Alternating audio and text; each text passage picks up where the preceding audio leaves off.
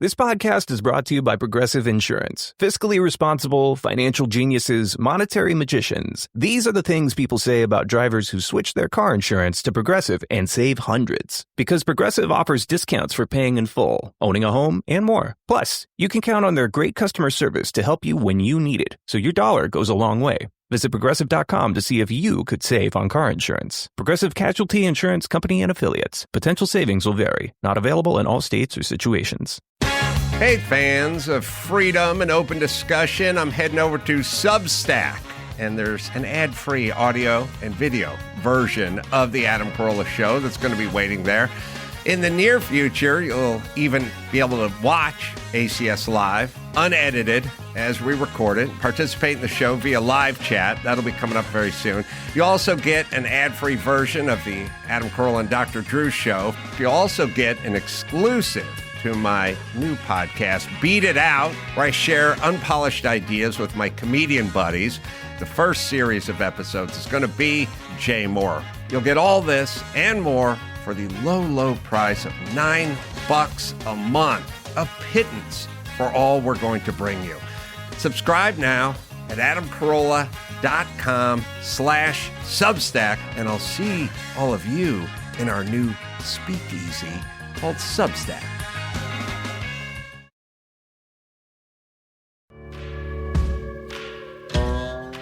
I'm Alice. And I'm Brett. And this is the Prosecutor's Legal Briefs.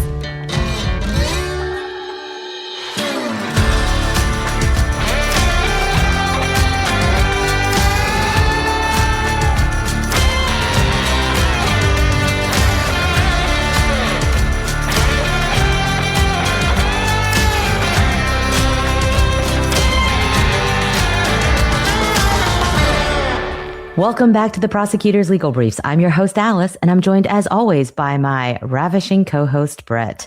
Oh, thank you, Alice. I appreciate that.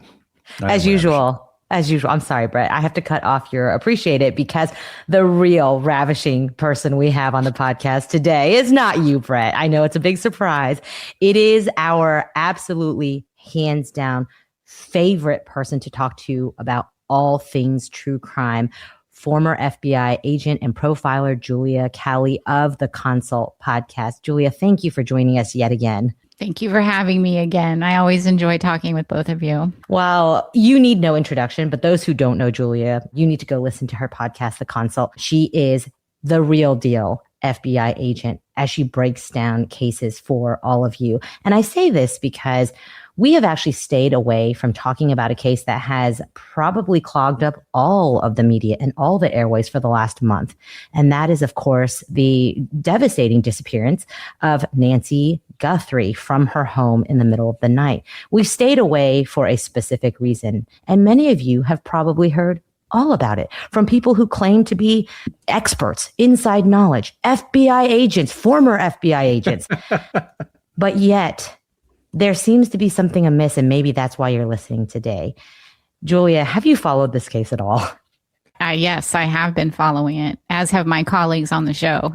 Yes, of course. I follow all these big cases in the news, just like everybody else. And this is one of those things where, obviously, lots of people are following this case. This is a case that has been covered ad nauseum, really, for the last, what is it now? 3 weeks? More than 3 weeks, or almost 3 weeks, 18 days.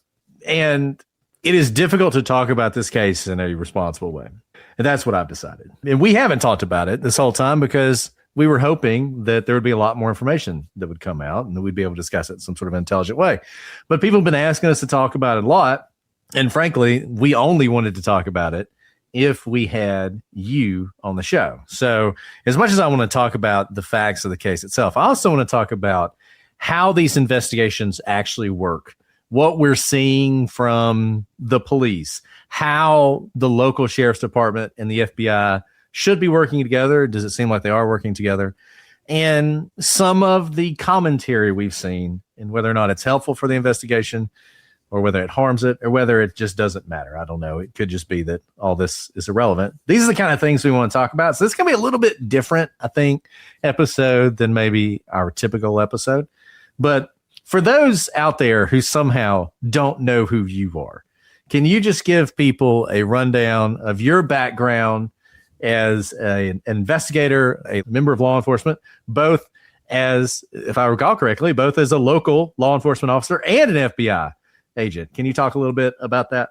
Sure. Yes. I spent 22 years in the FBI, and I was a regular agent for many years. I worked public corruption and civil rights. I know that seems like it might not be conducive to going into criminal profiling, but I also had a violent crime background. Prior to joining the FBI, I was a forensic scientist. And so I worked in a crime lab, but I also went out to crime scenes, processed crime scenes.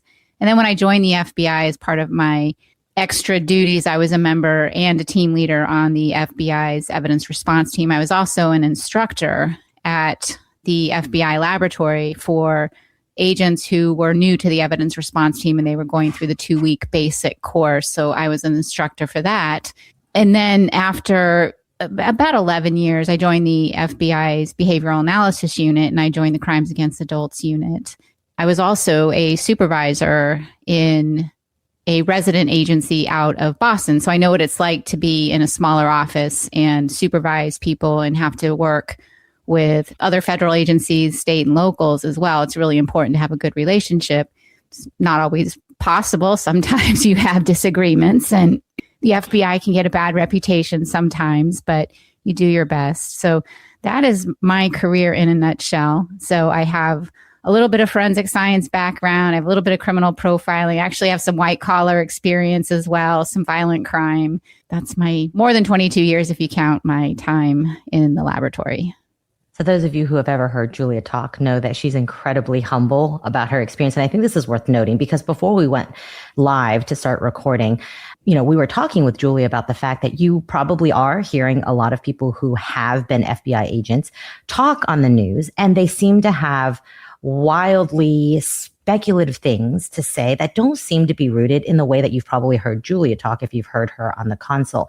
And I think this is worth noting, not to necessarily discredit anyone who claims to be an FBI agent, but knowing what their experience and how long their experience is relevant. You were telling us, Julia, how it took you not just 1 year, not just 2 years to kind of feel comfortable in your shoes, because these types of cases, they're coming to the FBI precisely because they are some of the biggest cases that face a nation. So can you just talk a little bit about what your path was like when you began to feel like you really had your skis under you as an investigator? There was a specific moment, and I had about 5 years in the FBI, where I had a new supervisor come in, and this was when I was working public corruption, and he had never worked public corruption. He had come from working violent crime for most of his career. He was a very experienced agent, but he had worked violent crime for a number of years. Then he went to headquarters where he supervised organized crime unit. And then he was selected to come to the Boston division to be the public corruption supervisor. And by that point, I'd been on the squad for a number of years, and I'd been acting supervisor, even though I didn't feel like I was ready for that role. But sometimes you just have to do what you're told. And he was asking me about investigations and about the violation and how to do things and who was who. And he found out I only had 5 years in the Bureau. And he said, "Oh, you seem like you have a lot longer in the Bureau." And I think it was that moment where I realized, okay, I think I do know something. I have learned something, because I felt, at least up to that point, that I was just treading water, trying to learn everything that I can and not really knowing. And then what I got really comfortable with throughout my whole career in the FBI is not knowing everything, but knowing who to go to. And I think that was the most important thing, knowing who the experts were, who could explain something to me, knowing what I didn't know. That was critical. And there's no way I could have survived and had any success without other people and their knowledge and expertise helping me along the way. And if you get comfortable in that, you just know who to go to, know who knows what they're doing and who's going to do a good job and who's going to explain things to you, then you will be successful. And that's how I felt like, okay, I may not know everything, but I can certainly find the people who do. So based on your experience, and let's talk a little bit about this case, because obviously people will know more about this case, and I would like for them to leave this with a little bit more grounded knowledge than maybe they have now. One thing we're not going to do, we're not going to tell you who did it. We're not going to speculate about which family member is involved or is not involved. A lot of the things we've seen, frankly, I just find to be really disgusting. And we're not going to do any of that. But I am curious. So obviously, one of the big misconceptions about the FBI is the FBI is only involved in a crime that crosses state lines. Like, we hear that all the time. Like, how could the FBI be involved? This is a murder. Like, why would they be doing anything, right? Can you talk a little bit about when the FBI becomes involved in a case like this? Usually we will become involved if we're invited. You have to remember that relationships are important, and the FBI, despite maybe some misconceptions or the way we're portrayed in the movie, we don't want to come in and just take over. We don't want to do that. That's how you destroy relationships. So you wait to be invited in. But there are also, if you're working well with the state and locals, there kind of becomes a time where you realize this case is better suited to go federal. This case is better suited to be prosecuted locally. And there's a whole bunch of determining factors when that comes in. But that doesn't mean we're not supporting them. It doesn't mean they're not supporting us. I don't think in a case like this particular one or any other ones where you have, all the different agencies, you can just do it all alone. The FBI, we need the state and locals. And on occasion, in fact, we probably need them more sometimes than they need us. But on occasion, when they have a big case or where they have things where it does potentially cross state lines, or there's, wire fraud or just things that the FBI is good at, and we have expertise and technology in, let's say, digital evidence and other types of evidence that they may be dealing with in a specific case, then we will continue to provide that assistance no matter which way it's going to go, whether it's going to be prosecuted locally, whether it's going to be prosecuted federally. And so I can't say there's just at one point where we decide we're taking over. That's really just not how it works. It's more of an agreement. This is the best course of action based on what we're learning about how this crime was committed. The key thing that you said there was when we're invited. And that's because, as we've talked about on the show often, is that most of the crimes you guys think about in true crime, home invasion, abduction, kidnapping, homicide, most violent crimes fall to state and local jurisdictions. And so the FBI isn't actually the one who would be the first in line to get these. Now, when you say this type of case, it's very likely that the FBI would be invited. Can you talk through what specifically? Because here we are talking about a very strange type of crime. It is actually strange for people to be abducted directly from their home and taken away and then not be able to be found for some time. Abductions happen, home invasions happen, but there is something about this in addition to, of course, the celebrity aspect of this that is gripping. But can you talk a little bit about why it would be that this type of case, the FBI may be invited to come in? Well, obviously we have a missing person, and at some point, and can depend on the location as well, but at some point when somebody is gone long enough and you don't know where they are, there can be a presumed that they've crossed state lines.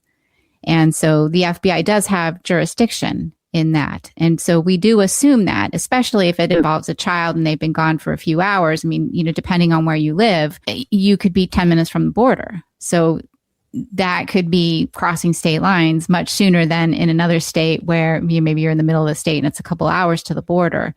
So that would be a time to get involved. If you have communications, cell phone, data, digital evidence that you're analyzing, clearly this has some elements of that in terms of potential communications being sent, whether or not they're related, that remains to be determined, or related to the original crime, that remains to be determined. So instances like that, where maybe state and locals don't have the resources that the FBI has, and sometimes the FBI will just take on that part of the investigation and provide their expertise on that part, while other parts of the investigation remain with the state and locals. And what I want to say is no case follows the same path every single time. There's not a checklist. There's not, you have to do this, you have to do that. A lot of it depends on what the relationship is already, what the understandings are, Once you get to know people, when I was a supervisor, things probably would have been handled differently when I was brand new. But after, several years of being a supervisor, I knew exactly who to call. I knew exactly how a case was going to play out. I knew who was going to work it, that kinds of, because I learned the lay of the land. And so, depending on how relationships are in different divisions and in between different offices, it could be very different than my experience. I just want to make sure everybody's very clear on this. I heard one, supposedly they were a former FBI agent, who said the fact the FBI is involved means that Nancy Guthrie is either dead or she's crossed state lines. That is just false, right? That's just false. I don't think that assumption can be made. Right. Neither one of those is required for the FBI to be involved in this investigation. We will help on any investigation. It doesn't matter. You don't have to have a death. You don't have to have state lines. You don't necessarily have to have a federal nexus. If a local law enforcement agency is requesting some kind of assistance, then the FBI will figure out a way to provide that assistance. And sometimes they just don't necessarily have the resources. And we have those resources and we will help them. You don't have to have certain things. Now, it would be when you're trying to decide, okay, how's it going to be prosecuted? Now that's different. That's a different decision. And that's when we start looking at, did they cross state lines? Do we have federal jurisdiction? That kind of stuff. But whatever crime it is, it was always my policy, and I think it remains the same when my predecessor took over in our area. If local law enforcement requested anything, they would get it from us.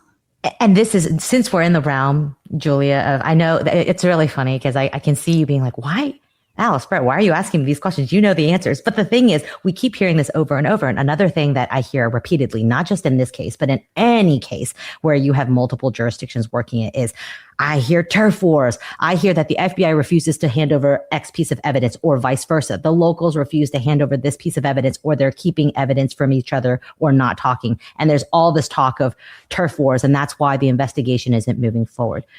Obviously, it is highly dependent, as you said, on relationships between the different jurisdictions working together. But can you clear up a little bit of kind of this constant buzz? Whenever the FBI is involved, people automatically jump to the fact that there is some type of turf war, or the locals and the FBI are fighting each other for power or knowledge. Did you see that?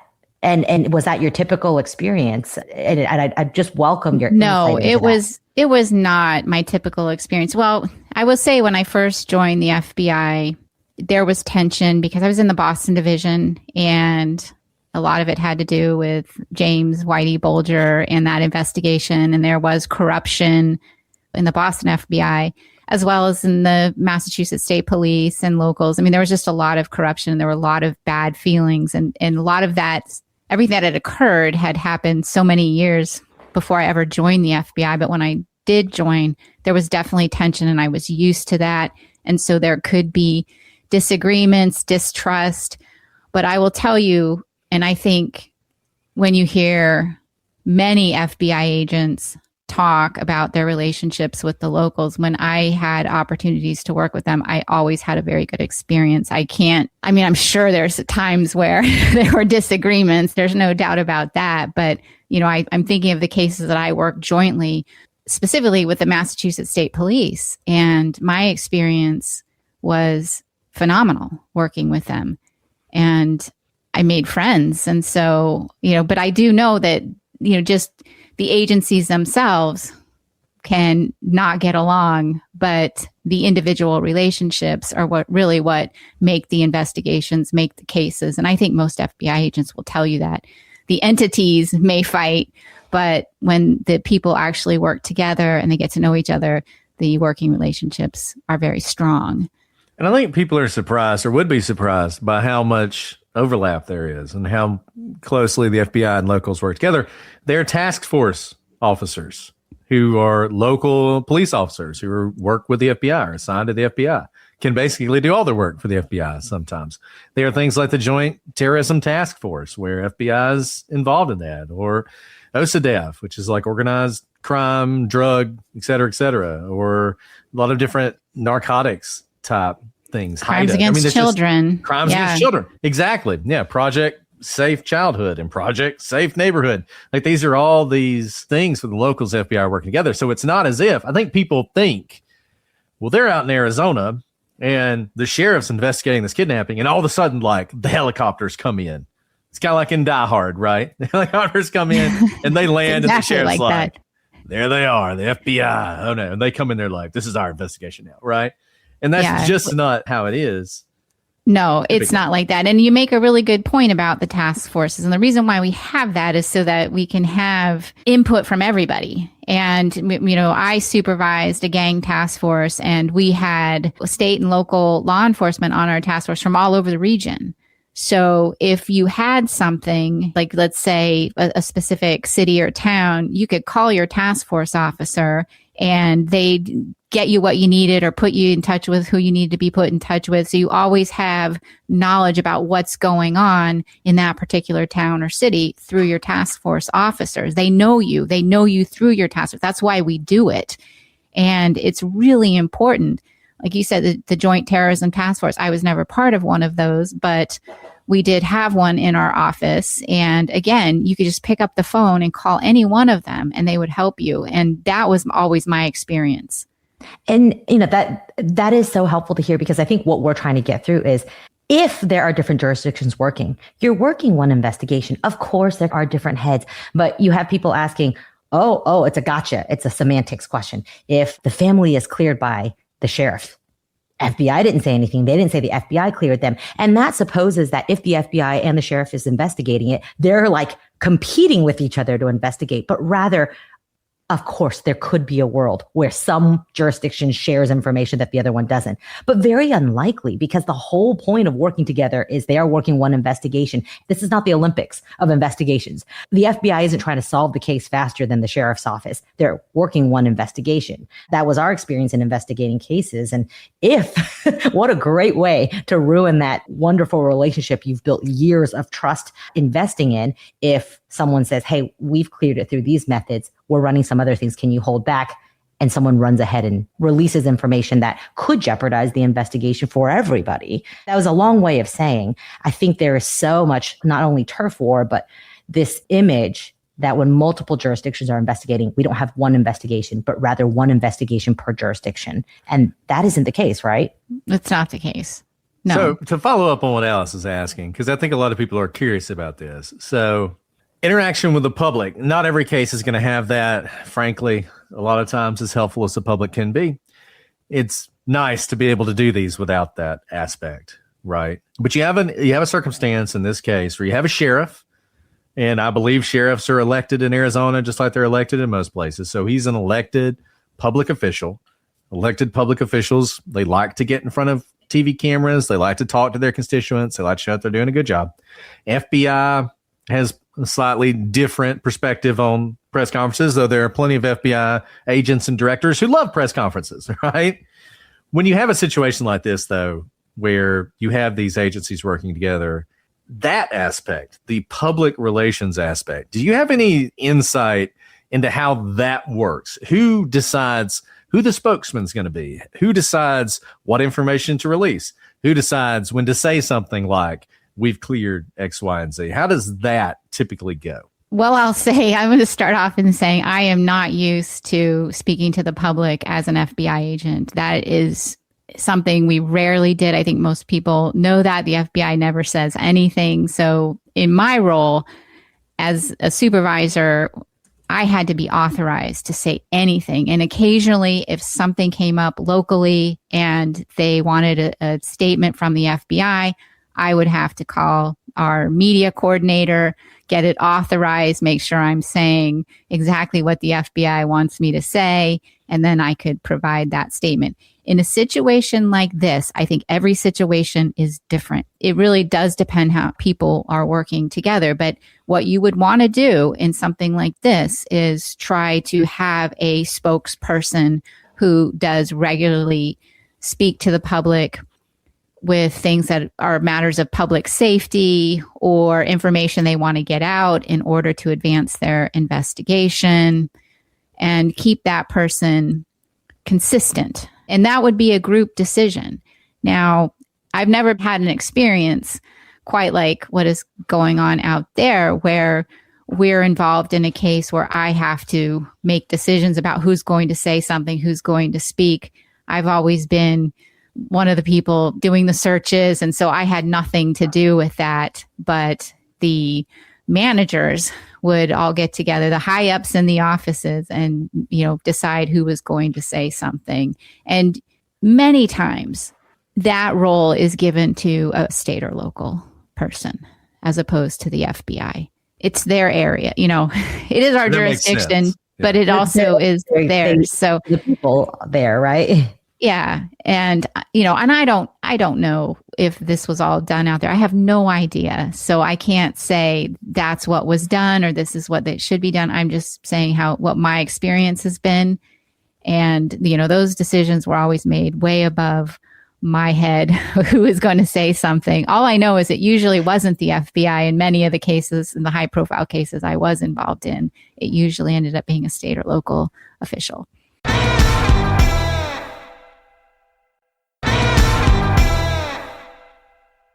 On this topic of speaking out, having press conferences, giving the public information, those of us who've been anywhere near a media outlet, certainly in the United States for the last 3 weeks, have heard probably 24-hour coverage. So hundreds of thousands of hours from so many different outlets, mainstream media, YouTubers, Reddit, everywhere about the disappearance of Nancy Guthrie. But the only information that we really know, I can list it off for you. If for some reason you haven't heard of this case, Nancy Guthrie, she's 84 years old. The reason I mention the celebrity aspect is you may have seen her on TV before because she's the mother of NBC Today's co-host Savannah Guthrie, who was on her way to go co-host the Olympics when her mother disappeared and she pulled out because of this situation. So she's an 84-year-old woman who lives in Tucson, Arizona. She doesn't have dementia. She is a little bit limited in her mobility, but living by herself and relatively healthy for an 84-year-old woman. She has dinner with her daughter and son-in-law. And on January 31st, her son-in-law brings her home around 9:50 p.m. We know from all the electronics that she closes her garage door about 2 minutes later. So presumptively, no one follows her in at that moment. She is able to be in her home. But then a few hours later, when she's probably in bed around the 1 o'clock hour, we now have footage of someone going up to her front door where there was a doorbell camera, removes that doorbell camera, and then we know that she's no longer in her house. And we do know that there's blood that is hers in the house, which of course goes to the presumption that she didn't leave her house willingly. And there's been no sign of her. Those are basically all the facts. Of course, in the last few days, we now know that there's some DNA left behind in a glove. But I've really given you basically all the facts we actually know. Yet we have had hundreds of thousands of hours of reporting. What are they reporting on? And what does that kind of reporting do to an investigation like this? Well, what we know is very little. And I know that, and I'm sure your listeners have asked you to cover this case, and we've been asked to cover it as well. And I really do try to stay in my lane. And if we wanted to do a profile of this case, I would not be able to at all. I mean, at this point. And one of the things, just generally, I've made it a policy not to talk publicly about active investigations or try to profile active investigations that we don't have a lot of information, or ones that are going to trial. I just stay away from those just as a matter of, I just think it's cleaner and simpler. But, trying to profile a case like this, one of the foundations of is you need to know what happened. And we don't really even have that, and when I start to profile, and I know Brett had asked me this, well, how do you start a profile? And well, I need to see crime scene photos. I start there. That's where my process begins, looking at the crime scene photos, looking at lab reports if they're available. I mean, early on, they may not be available. Looking at victimology, thorough victimology, getting the digital evidence all complete and reviewed, timelines and all of that. So I'm wanting to see everything because we need to make a determination what actually happened here. And we just don't have any of that. We don't know what happened in the house. We don't have photos of that. We don't know if something's overturned. We don't know anything. And so we could speculate all day. Well, maybe this happened, maybe that happened. But I'm not sure that does any good. It's interesting. People want to talk about this case. I understand that. And they're going to talk about it. And I'm going to listen. I admit I'm going to listen and watch, when I see it. But I'm not sure, does it do any good at this point? I mean, I think what does do good is putting out the surveillance photos of, whatever law enforcement is giving us that they think they need information on, then yeah, that's important. Look at that, especially if you're from that area, obviously. The other aspect of this case that we don't know about, we have these communications that have come in. We have no idea really what they say. They've never been publicly released in their entirety. We don't know if they're hoaxes. We don't know if they're related to the crime in some way. We don't know if the offender or whoever took Nancy Guthrie even wrote these. We don't know any of that. So how can we even speculate or derive any behavioral data from that if we don't even know if it's related to the original crime or if it's completely separate? And the thing I want to point out is law enforcement may not have all these details either. They're still working on it. I mean, there is so much digital evidence likely that they're having to review and go through and make sure that it's accurate and analyze it and make connections and timelines, and all of that is still ongoing. So, I mean, what I'm basically saying is we know nothing to try to make any kind of logical assessment other than just the basic facts that you read, Alice. Let me ask you this for sort of what's going on in this case in the background. So we don't have that information, but I would think the behavioral analysis unit does. They've been provided. I would hope they've been provided whatever they say they need. How quickly in a case like this would the behavioral analysis unit be brought in? How long does it typically take for them to put together some sort of profile? And do you think that has happened? I know this is been talking about not speculating. I'm asking you to speculate now. Do you think that has happened in this case? I do. I think it's very likely, and I'm only speaking from my own experience.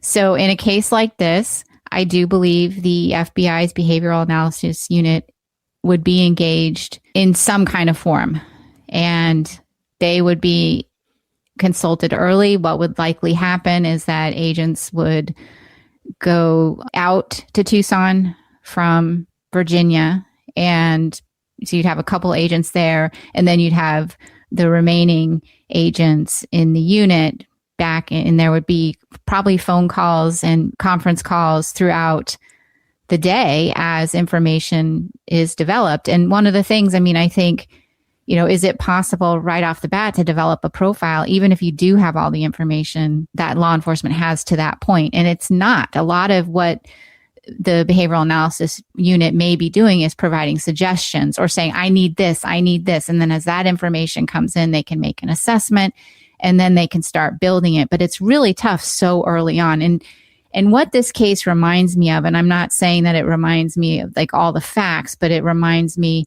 of how we dealt with the cases involving Israel Keys, because we were involved in those very early on. And we didn't have all the information, and we were asking for things, and there would be several phone calls a day, and we would get updates, and then we would advise, okay, this is what we think you need to go do, and here's what we're starting to think about what likely happened based on what you're telling us. But that was all kind of real time, and not real time, but, very much involved, not way after the fact as a lot of our cases that come to us are, they may be cold cases. They may be years and years old. So profiling those cases, this is what is probably what I think could be going on with this case, with Nancy's case, where they're constantly being updated. They're providing suggestions. Maybe they're starting to form some kind of analysis to some extent, getting some kind of idea about motive, about personality traits and characteristics. The other thing is one or two offenders. I mean, all of these things will be assessed, and that's all based on what was found at the scene. As the evidence is starting to come in and be processed, what is that telling everybody? And not only the FBI's behavioral analysis unit, but in this case, probably the hostage negotiation unit as well. They likely, in my experience, when we had cases that involve maybe a ransom note or communications where you have to negotiate something, the hostage negotiation unit took the lead. And we would be there as kind of backup as discussion, but that was their area of expertise. So I wouldn't be surprised if the negotiators are involved as well. On ransom notes. So obviously there have been several. I think the one person has been arrested for falsifying one. How often, I mean, ransom notes are pretty rare, right? I'm not wrong to say Yes. like an actual ransom is pretty rare. Yes. I was trying to think if I've ever actually worked a case where it was a kidnapping with a real ransom. I'm not sure. I mean, maybe I'm familiar with one. I couldn't remember. The cases that I have worked on that involved ransom notes of some sort were either hoaxes or they were cover-ups in a way, or, it may be an attempt to get money, but it's also a way for some offenders to prolong what they've done. And I think that was the case of Israel Keys. He was an opportunist. He's like, I might as well try to get money as well. But it was also a way to continue to hurt and torture the family. So those are the cases that I've worked on. I know I've had colleagues that have worked on true kidnappings with ransoms, but I don't think that I ever have. They're rare. I know you've already said this, but like hoaxes, man. So at least we've heard of, as soon as the disappearance was reported on, I think there were different outlets. They didn't always come from the outlets themselves. Other people would say some outlet received a ransom note. Why would someone risk federal prosecution in, writing a hoax letter like this? Is it just for trying to eke out, maybe some Bitcoin from the family? Or are they trying to get their, 2 seconds of fame in that moment? Why would you possibly hoax this? I mean, I think there's a number of reasons somebody could do that. And I think that's exactly why we're having this conversation. We really just don't know, because there's probably a significant amount of time and energy being spent on trying to identify where those are coming from and who's writing them and what's the motive and are they actually related to the crime itself. I mean, it's a crime itself if it's what they're doing, but to the actual disappearance of Nancy Guthrie, we just don't know. And there could be a whole host of motives depending on if it's actually the person responsible versus someone who has no connection to the crime. So let me ask you this, because one big aspect of this case are the videos by the family. And people have noted that some of those videos even seem to contain similar, if not the same, language as used in the movie The Silence of the Lambs. Which I think one sentence was word for word. Yeah, which obviously features the behavioral analysis unit. What are your thoughts on that? Movies. Why? It is my favorite movie. It's great. Oh, is it? Wow. It's my favorite movie. But actually somehow is not. So surprising. I immediately recognized the line. I did. Yes. So what are your thoughts about, because, and once again, this is going to be some speculation, but what do you think the impetus behind that was? Do you think that was family driven or law enforcement driven? Does it tell us anything about this investigation that those statements were made? Oh, no. This is where I get a little uncomfortable getting into too much. I don't know. I don't think I can answer that question. Have you ever seen that before? Responsibly. Your investigations, not the word for word thing, but just putting the family in front of a camera and having them make statements. Have you ever seen that before in your experience? I have not. Not that I recall. There may be something. I mean, I've been part of investigations where we've advised either law enforcement or maybe somebody who's a victim of an extortion how to respond, but not publicly like that I've been a part of that I can recall. And I really just don't want to say anything wrong. Have you ever had a situation where you advised people close to the case, not law enforcement, family members, friends, not to say anything, but they do say things if they want to. Can that happen? Can you control them? Oh, Is there a sure. gag order? No, we can't control them. No. And I think that's worth noting without you getting it, speculating too much. But I think a lot of people just assume that anything being put out on the case is all coordinated through law enforcement. It may be, it may not be. From my investigations, I can't control it. I don't have gag order power. And, I can advise someone, please don't talk about this all over Instagram right now and post all these sorts of things because we don't know yet. And I can't control witnesses in a case, for example, unless at least some sort of criminal conduct. But I think that's worth noting because a lot of people will say, oh, they're parroting or there is absolute symbiosis or hand in hand in whatever is put out there about this case. And I think in big cases like this, sometimes it can be just as chaotic as the outside reporting of it. Yeah. And I think the other thing, and I know a lot of people, including myself, and so I don't want to say, it's everybody else, but, in listening to the family's statements, we're trying to interpret what they're responding to. We don't know really what was said in the original communication, so we don't know what they're responding to. And you're right, we don't know who crafted those statements. Just because I've never done it doesn't mean, the law enforcement is not involved or they didn't advise that, I have not done everything. So I want to make that like some people you'll hear they've done everything. I have not. And I try to I don't remember a situation like that. And so it's hard for me to say, what would I do necessarily in that case or who's responsible but you're right. If there's a family and they want to make a statement, we can't stop them. We can advise, or we could advise, as a person at BAU, we would maybe say, and I'm not saying this about this case particularly, but let's say we're talking about a case and we don't think there should be communication. We would just tell whoever we're working with or advising that we don't think a statement should be made. And they can tell the family or whoever, we don't think you should make a statement. But if they decide to do that, then we can't stop them. And so there's kind of these layers of communication because as an FBI profiler, we're not in charge of the investigation. We're only advising people who are working the investigation. And even they don't always have control over everything. We're just saying, well, this is probably the best way forward based on what we're seeing at this point. And that's all that we can do. But it's a good point to say we don't know really anything about how those statements came to be made.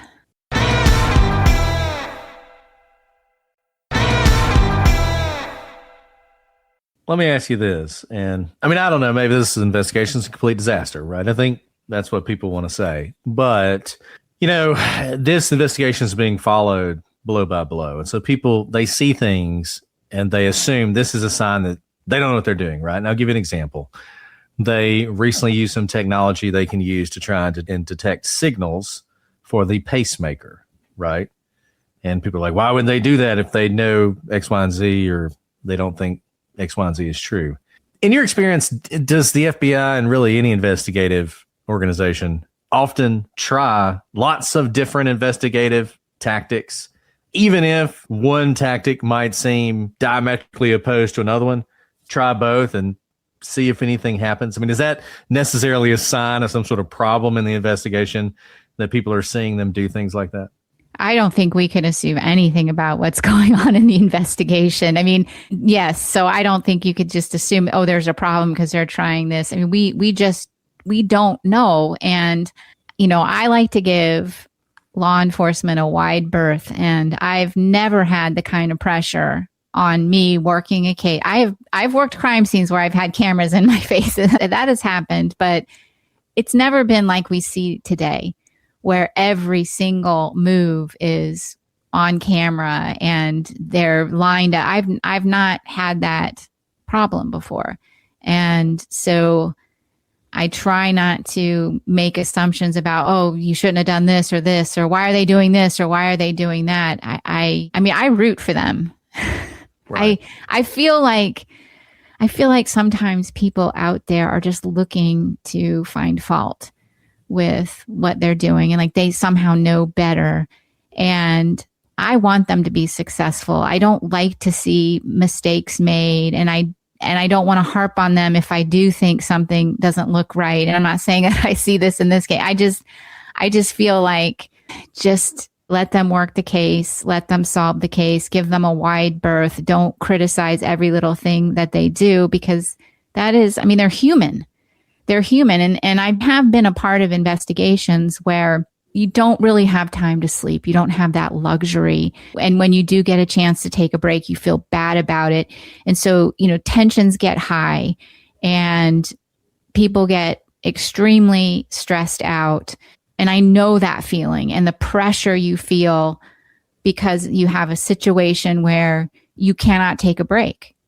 You just can't. And I don't want to add to what they're already feeling. There's not one law enforcement officer out there that isn't trying their best, that doesn't want to find them and resolve this safely and without loss of life and find who did it and prosecute them. They're all doing their best. And so I try not to pile on with criticisms or why are they doing that or why are they not doing that? There may be a very good reason why they chose one investigative tactic and then they're trying a different one. We don't know what information they're getting. It's funny because I just interviewed the case agent for the Gardner Museum heist, and he was the case agent for like 22 years or something. He retired. He wrote a book.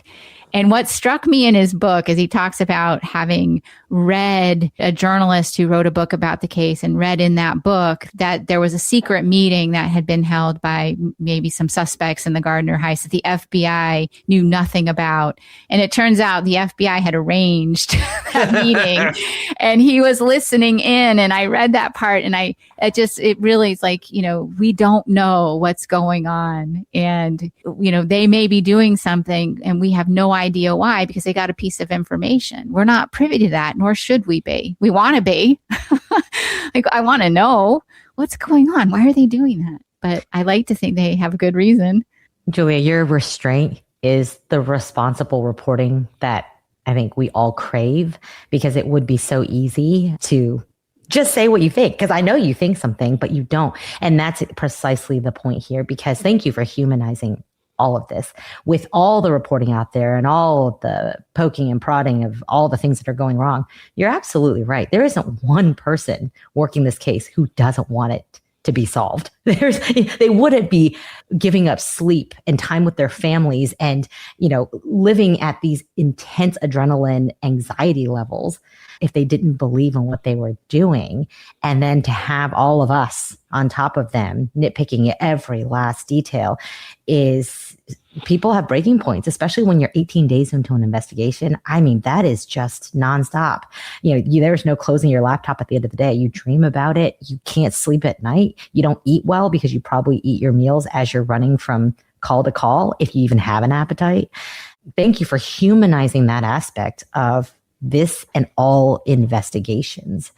So what does that mean for everyone who, like you said, wants to know?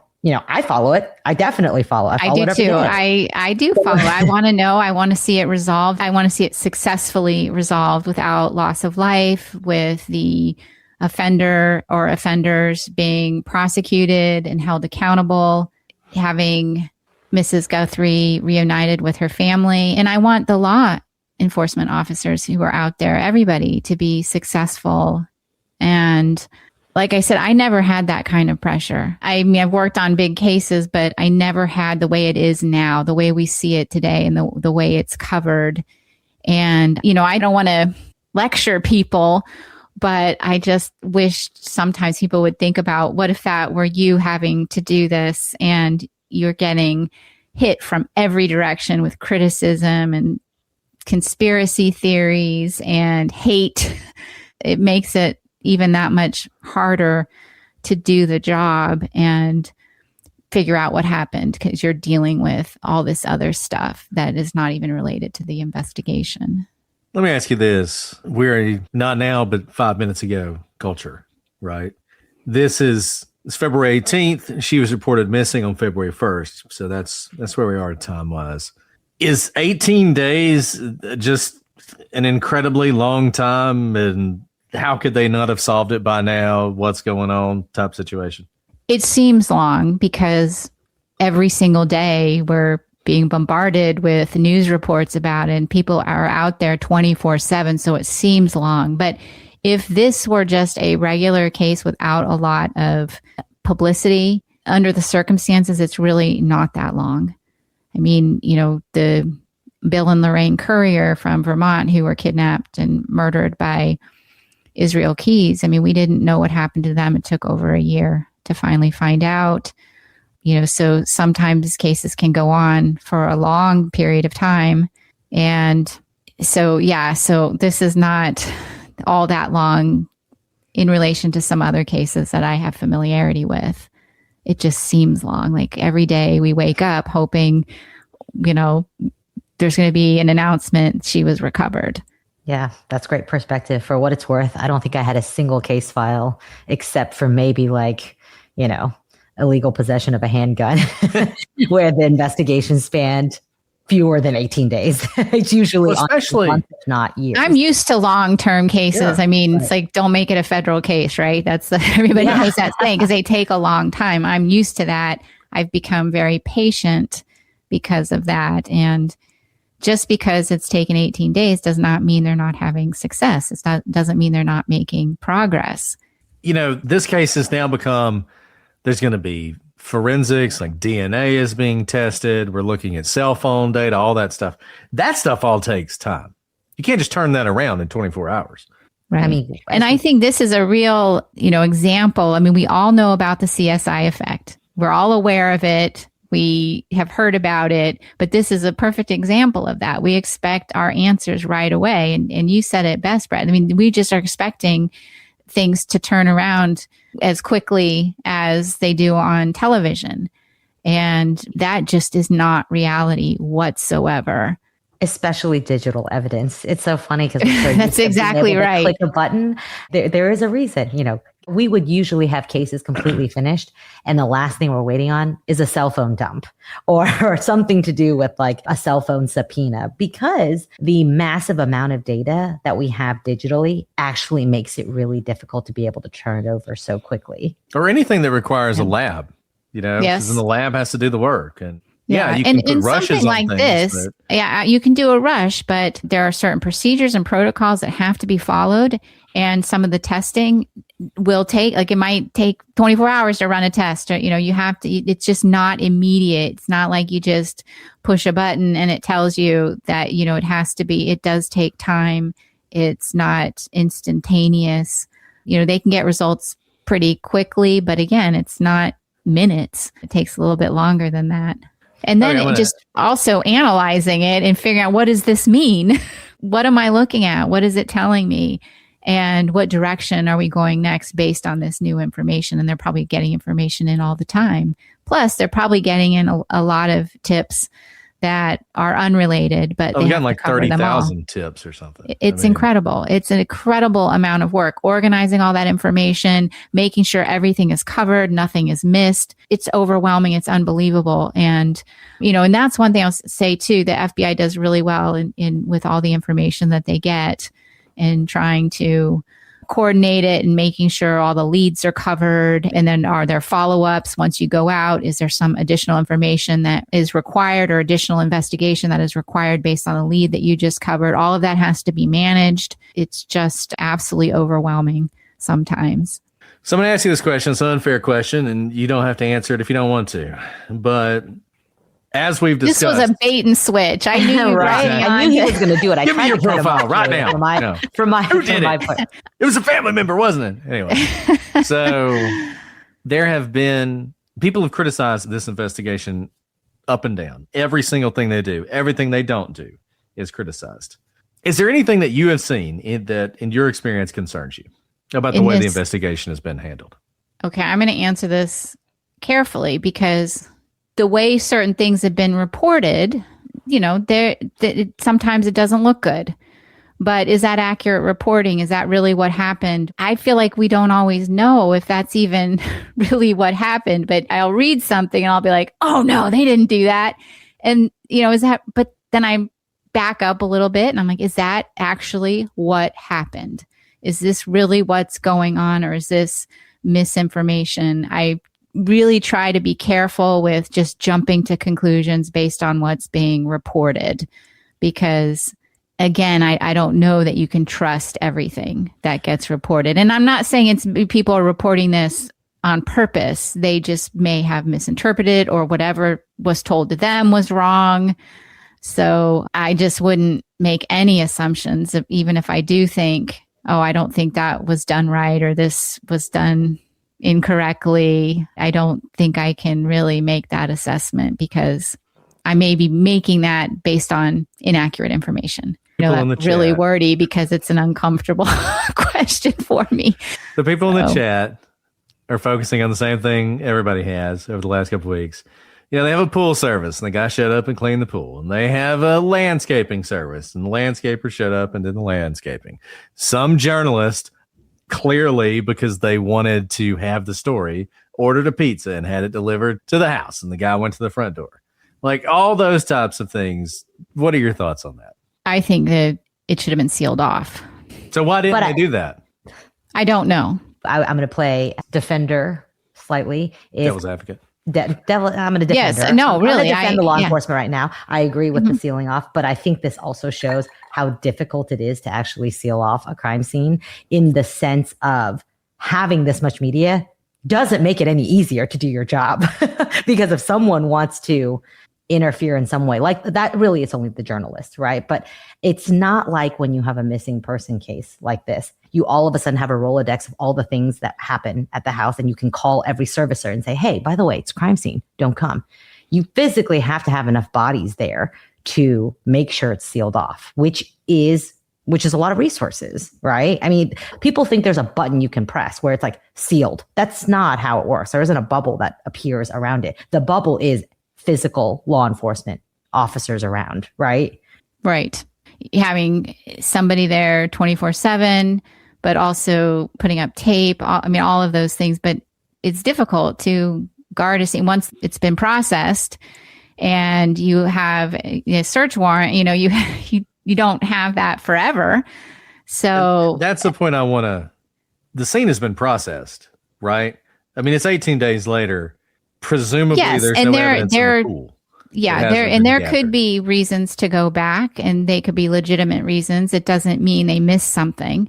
We went back in Cleveland, the house where the women were kidnapped and kept for many years as hostages, basically, and they were freed. One of them escaped, and they got away. Well, the house had all been processed, and I don't know if it was a long time later, but they were getting ready for trial. So we went back to take measurements because they were going to make a scaled model of the whole house. So we went back and we spent 4 days in the house. So that it wasn't that anybody missed anything.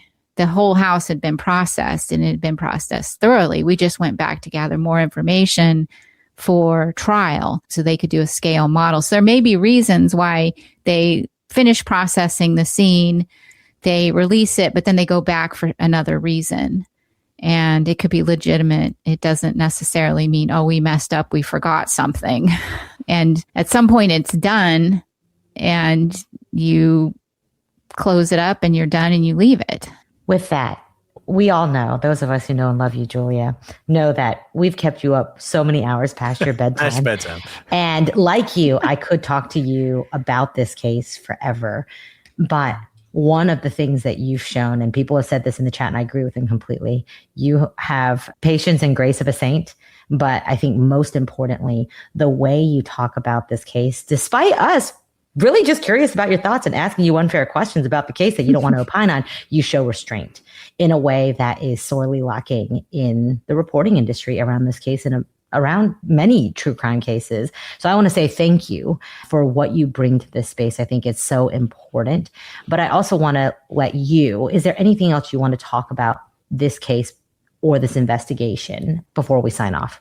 I do want to say just one more time to reiterate to anyone covering it. And I understand, I'm not trying to say this case shouldn't be covered. It is of interest, but do so in a way that helps law enforcement.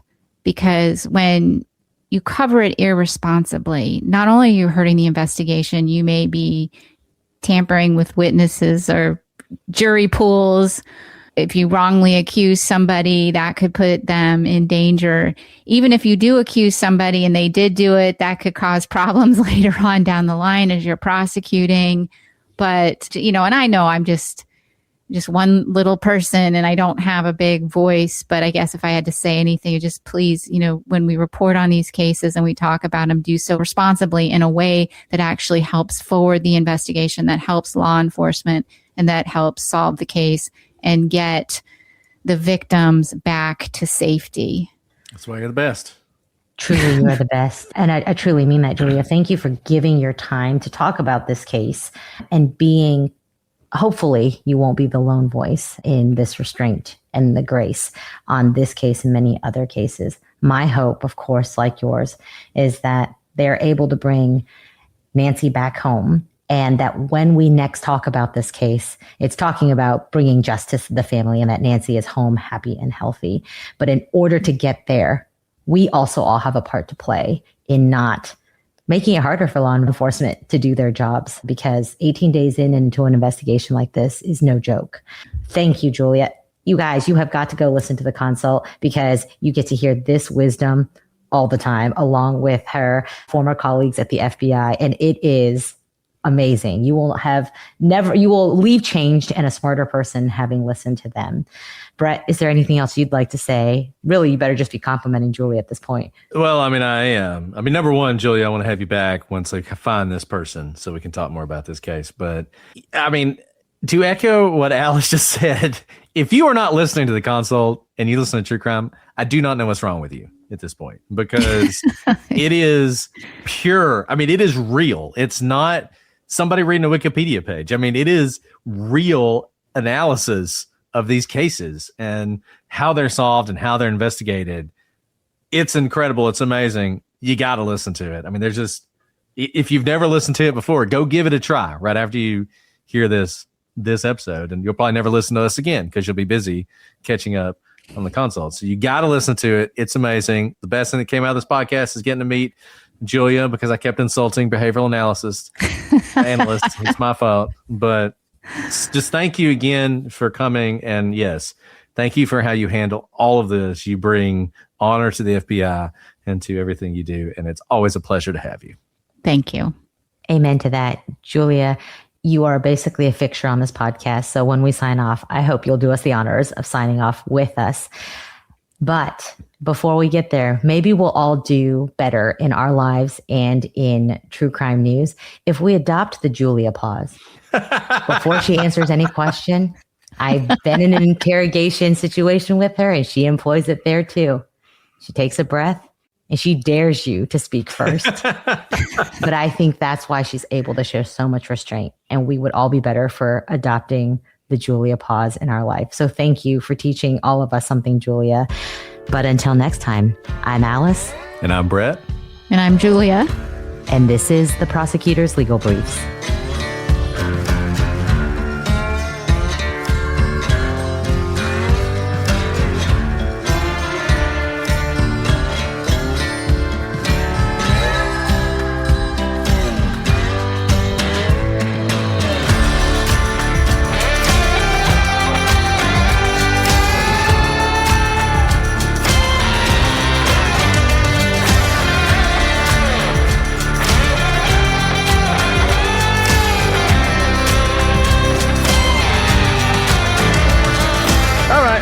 Either way. Oh, where Hello, we're going? everyone. Okay, I don't know. There's so many ways I could go with the descriptor, but I should keep it. I should keep it chill. Keep it chill. I'm gonna keep it chill. Thank you, Julie, as always. You are I don't want to awesome. stop, but I'm like, it's Amazing. already well past an hour. Yeah. I appreciate it. I know, like when I watch Dateline with my husband, he'll be like, well, what do you think? I'm like, I don't know. And he's like, what good are you? What good? And are I you? need all the information to be able to build I a know. I profile. don't know. And I can look at all the statistics, but I think, Brett, you texted. This